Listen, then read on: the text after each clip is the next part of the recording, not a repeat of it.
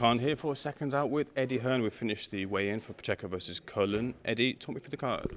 Good card. Firstly, obviously disappointing to lose Callum Smith a week or so ago, but we move on with a good card. Diego Pacheco, one of our top prospects in world boxing. Big opportunity, him against Jack Cullen. It's a big step up. We know Cullen's always in great fights, got big support as well. Robbie Davis against Foley is a really good fight as well in 140 pounds. Peter McGrail, I think one of the top prospects in British boxing and world boxing, steps up over 10 rounds. Johnny Fisher and his army back in full. Good fight for Rhiannon Dixon against Vicky Wilkinson for the Commonwealth title. Aki Fiaz, Dean Dodge, really good fight. Paddy Lacey in a local derby. Campbell Hatton, George Liddard. Good night of boxing. I'll give you credit for keeping the card on, given Callum Smith's injury there. Tell me, you're a numbers man. Bottom line, the financial side of it. How much do you stand to lose on an event like this when you keep the card going with someone like Callum Smith dropping out? We've sold a lot of tickets, like because of who's on the card. You know, Johnny Fisher's done 1,000. Jack Cullen's done 400. Paddy Lacey's done 400. Akib Fiaz has done 200. Campbell Hatton's done 200. So it's like we'll have nearly 5,000 in there for this card. So financially, it's never great, but we're okay because of the amount of tickets that have been sold. You know, sometimes you lose a main event and no one wants to go to the card. But this wasn't really the case with that. And this going ahead is a mixture of us making sure that fighters get paid and get them out, but also financially, we've got enough people in the venue to make it look good and to make it a success. And the card is good enough as a standalone. Appreciate you're not the biggest fan of these questions, but you will get judged on the quality of the card regardless. When DAZN came out, you said that the Liverpool show, the Smith-Val one, was kind of the standard of what you get weekly outside your pay-per-view. Do you feel that this card lives up to that standard? Of course not. I mean, when a main event fighter gets injured a week out, it's a bit of a silly question, really. But, you know, I think moving forward, when you look at Wood against Lara, you look at Cordina Rakimov card, which is unbelievable. AJ on DAZN as well in a really good fight against Franklin. Katie Taylor's big fight will be announced soon for May 20th. Great fights, but every now and again you get a kick in the nuts, and it's easy for people to say, oh, do you feel like this card is of the standard? Well, obviously not. We've lost the main event. So the schedule's fantastic. We've got Canelo Alvarez about to be announced as well against John Ryder. So yeah, we've got 5 or 6 big announcements coming off the back of a pretty bad luck last couple of months, really. But life changes, and get ready for a big upside. Moving on to the hot button topic, that is Conor Benn. Eddie, I get the feeling, listening to interviews, maybe there's a bit of division in terms of you maybe wanting Conor Benn to go on to do that Piers Morgan interview. Is that fair to say? Didn't have anything to do with it. Do you want him to go on? Like, are you happy with that? Don't really care. It's up to him. I mean, Conor's his own man.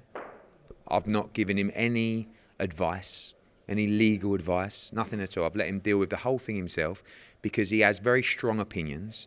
He don't want to listen to anyone else because he believes in his innocence, and he doesn't need stories, he doesn't need tactics, he can just be himself. Sometimes it's quite difficult for a fighter of 25 years of age to go and sit down on a live interview with Piers Morgan and come across brilliant, right? But there were points that were put across that were very valid, and there were points that Piers put across that were also very valid. At the moment, you have a standoff between Conor Benn and the British Boxing Board of Control because both people are working off ego. The British Boxing Board of Control, who acted very poorly in a number of ways around this, in a difficult situation, are giving interviews, trying to sell their side of the story. Conor Benn's out there thinking he's been completely mistreated by the British Boxing Board of Control. He's suing them, and it's like a complete standoff. There's no, at the moment, we're so far away from sitting down and sharing documents and like going through the process. It's my job to get both of those people to say, look, Conor Benn, I want him to fight in the UK. He should be fighting in the UK in time. So what do we have to do to make that happen? You guys, stop acting off ego. Conor, you need to calm down. Now, in the meantime, Conor will fight in June, either in America or the Middle East. But I want his fight after that to be in the UK. And the only way we can do that is to try and bring them both together. Is your position as mediator difficult, considering you stand on the side of Conor Benn if you're looking to bring the two parties together? I don't stand on the side of anyone. I stand on the side of myself and trying to make this fight happen for Matchroom Boxing and for British Boxing. In the UK, Conor Benn can fight mega fights in the Middle East, the US, doesn't really matter. He's still going to make a fortune and be involved in big fights. I want him to fight in England. I think he's a great fighter. I think he should be fighting in England. But at the moment, there's just too much ego from either side. We need to find a way to sit down and stay calm and get through this, because for Conor's side, yes, he's been cleared by the WBC. Yes, he can fight all around the world, except for in England at the moment. But we want to make that happen. Can you shed any light as to what the demeanour, conduct or misconduct charges were? Between the board and Conor Benn. But they were nearly £100,000 of misconduct charges for nothing to do with looking into the test results. And it was outrageous. And Conor Benn turned around and went, no way. How am I going to get a fair crack of the whip on that when you want to charge me 100 grand for this stuff that you were involved with? Anyway, that's all going to come out as well, and obviously in the upcoming case. But yeah, we'll see what happens moving forward. And you know, at the moment, I'm just focused on his next fight, which hopefully will be announced next week. Are you able to shed any light as to what evidence there is of contamination, if contamination is the reason for Conor Benn's defence in this matter?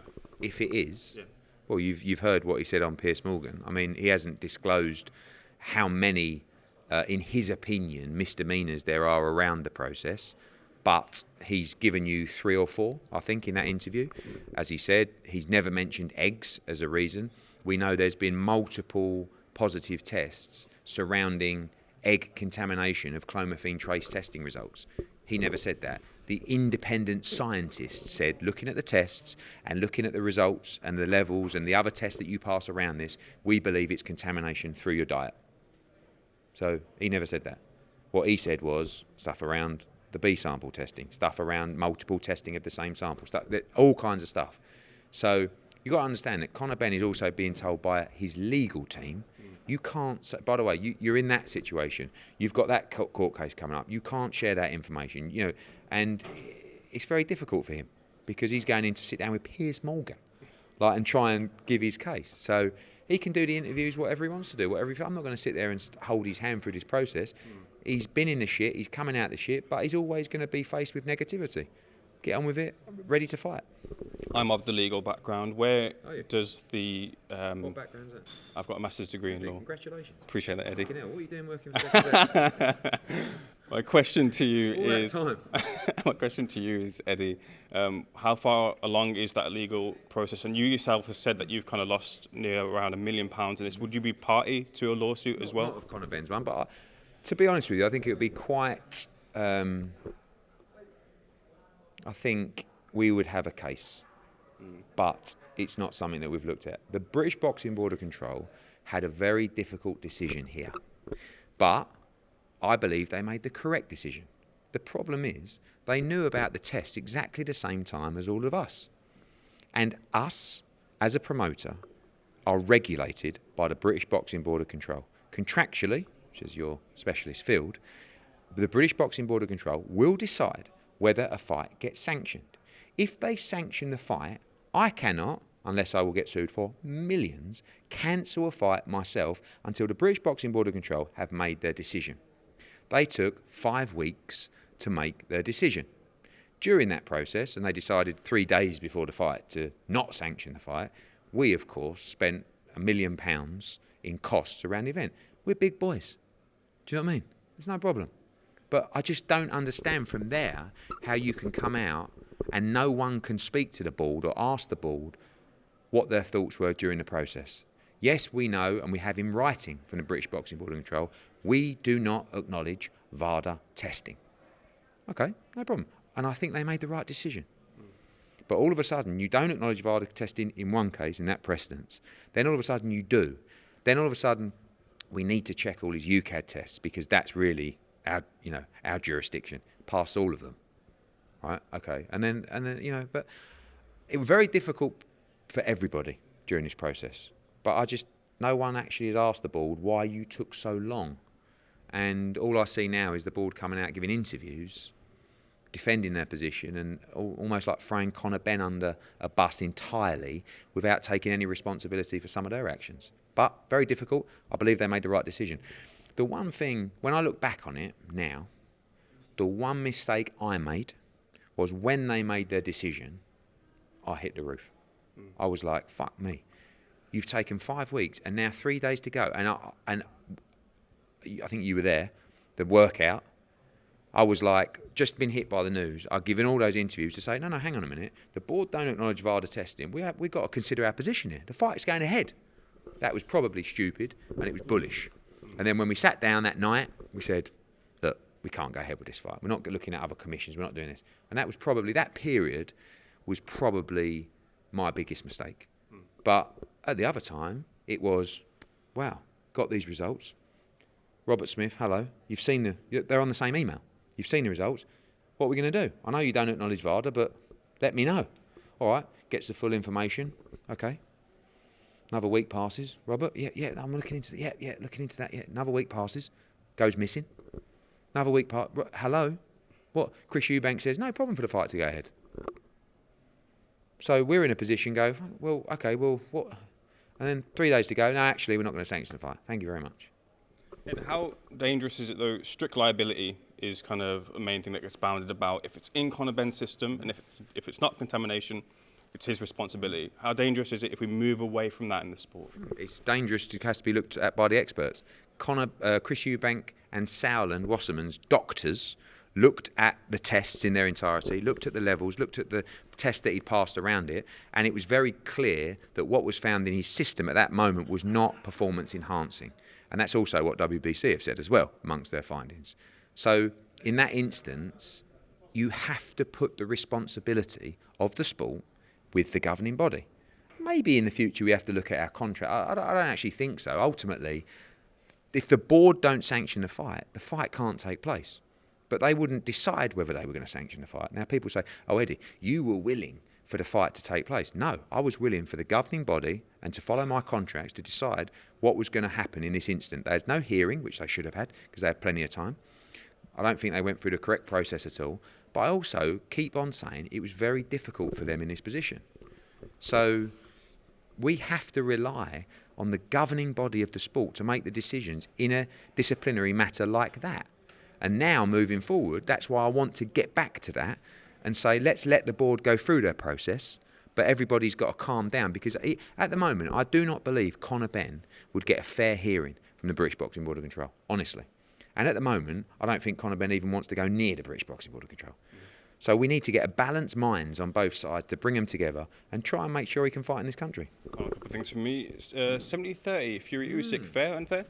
No. I mean, the worst thing that Fury can do is come out and say that because we know what's happening behind the scenes, but he can still bluff the public a little bit. Now he's just come out and gone, no, I want 70-30. And everyone's going, what? Like at the end of the day, if you want to be undisputed, Frank Warren even came out in an interview a couple of weeks ago and said, easy fight to make, 50-50. I feel sorry for Frank Warren in this instance because he's dealing with someone that's not reasonable.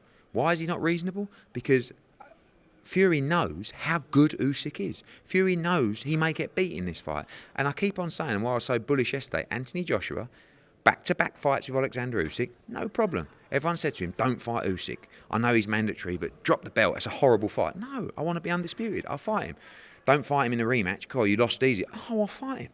We never got the credit. And all this time negotiating with people who talk shit on social media. I don't care about the money. Let people in for free. I'll only fight AJ if it takes place at Wembley. It's like I actually get people stop him in the street going, oh, AJ should be more like Tyson Fury. You know that he said if he fights AJ, he wants everyone to come for free. I'm like...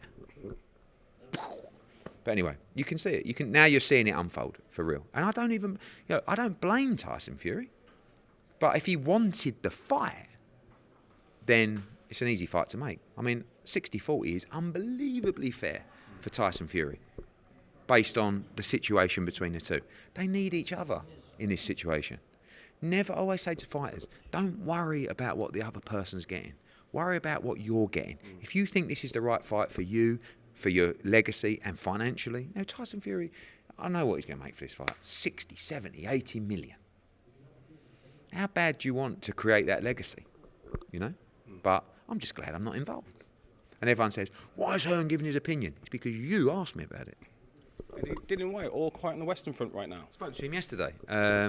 Wants a fight date, wants an opponent, and a lot of it depends on AJ on April the 1st because that could be the next fight. But Dillian would still quite like to get out before a summer clash with AJ, but we'll have to see how the timing works out. Who's on the shortlist? Otto Warlin, Andy Ruiz, could be Philip Hrgovic, Dempsey McKean, number of people. Who's on the shortlist going back to Conor Benn, last question? We've heard Kell Brook potentially, Manny Pacquiao, Adrian Broner. Who stands on the list? So Manny Pacquiao, we're in negotiations. He wants the fight. He calls for it every day on social media. Have you heard the criticism about the fight? Yeah. I hear criticism about every fight. I don't give a fuck, really. It's a massive fight that the whole world will watch. I like the Chris Eubank Jr. fight because it's gone from family feud to absolute complete hatred. Was that blackmail tweet, Eddie? Yeah, well, this is another thing. But, people don't really know what happens behind the scenes. So I think that's the fight to make. Conor said 160, no problem. Eubank will make a fortune, but does he really want to go in there and lose to Conor Benn? I don't know. As I said, Pacquiao wants to fight desperately. Kell Brook wants to fight Conor Benn, but it won't be him next. We're not negotiating with Adrian Broner. There's another American big name that wants to fight as well. But it will be a massive fight for Conor, and that will drop in June. Good conversation, Eddie. Thanks for your seconds out. Thanks, mate.